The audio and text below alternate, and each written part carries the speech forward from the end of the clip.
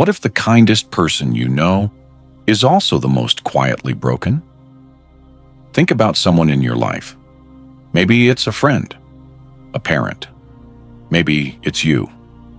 Someone who always shows up for everyone else. Who answers the 3 a.m. calls. Who remembers everyone's pain but never mentions their own. Who says, "I'm fine," so automatically. It's almost a reflex. Here's what psychology actually says about those people, and it is not what you'd expect.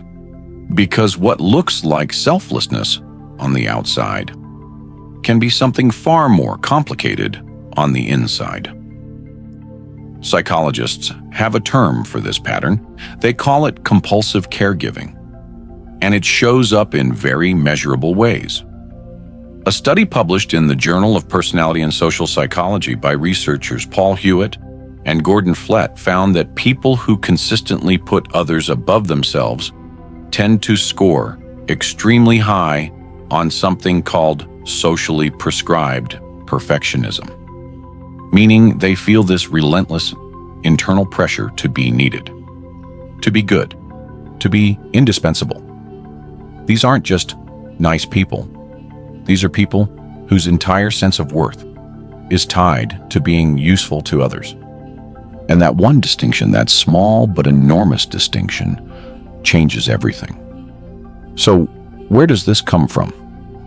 Attachment theory, first developed by psychiatrist John Bowlby, and later expanded by researchers Mary Ainsworth and Mary Main, tells us that children who grow up in unpredictable or emotionally distant environments often learn something very early.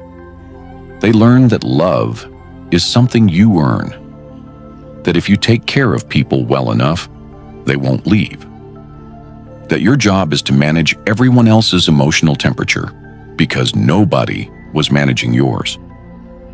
Psychotherapist Pete Walker, in his book Complex PTSD, From Surviving to Thriving, describes a trauma response he calls the fawn response. Instead of fighting or running, the person appeases. They become hyper-attuned to what everyone else needs as a survival strategy.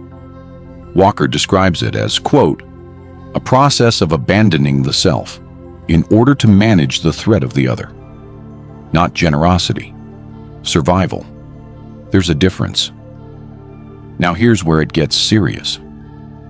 Research linked to the American Psychological Association found that chronic self-sacrifice, consistently putting everyone else's emotional needs above your own, is strongly correlated with elevated stress hormones, burnout, weakened immune function, and higher rates of depression. And here is the cruel irony that keeps showing up in study after study.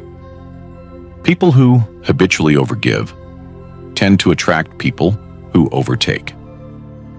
Dr. Judith Jordan of the Jean Baker Miller Training Institute studied what she called condemned isolation, the experience of being surrounded by people, caring for all of them, and still feeling completely alone.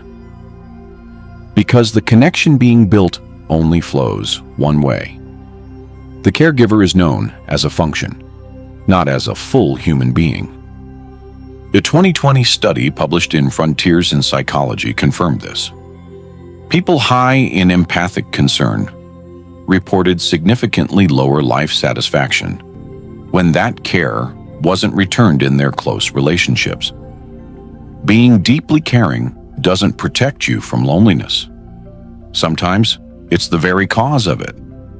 And here's the most important part that almost nobody talks about. Sometimes putting others first feels safe. Because if your attention is always on other people's problems, you never have to sit with your own. Their needs become a very effective and very socially acceptable way to escape yourself. Psychologist Dr. Harriet Lerner, in her book The Dance of Anger, points out that many caregivers use busyness and service to avoid sitting with their own grief, their own needs, their own unresolved wounds. It's not conscious, it's not calculated, but it works like a shield. And society rewards this. We call these people angels. We celebrate them, and then we make them feel guilty the moment they rest, which just reinforces the whole cycle all over again. Now, the goal here is not to stop caring. Caring is one of the most profound things a human being can do. The goal is what psychologists call giving from fullness instead of giving from fear. Caring for others while still remaining present to yourself. Dr. Kristen Neff at the University of Texas, the leading researcher on self-compassion, has spent years studying this. And what she keeps finding is that people who practice self-compassion don't become selfish. They actually become more sustainably caring, more resilient, less reactive, better at everything. Her research shows that self-compassion predicts emotional well-being, lower anxiety, and healthier relationships far better than self-esteem alone does. You can't pour from an empty cup, and science backs that up.